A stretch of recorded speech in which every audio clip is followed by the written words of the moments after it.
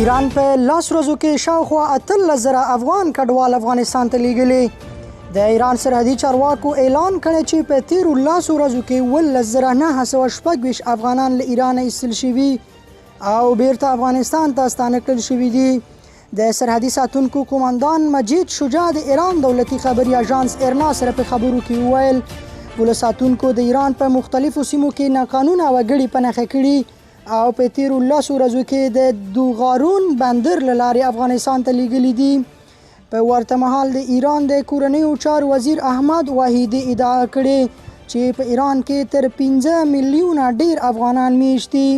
په وروستیو کې له ایران څخه د افغان کډوالو د په زور استنولو خبرونه زیات شوي. د بشري حقونو اړوند یو شمېر نړیوالو بنسټونو بیا د افغانستان له ګاونډیانو او نورو سیمه ییزو هیوادونو له افغان پناه غوښتونکو سره پر ښه چلند ټینګار کړی.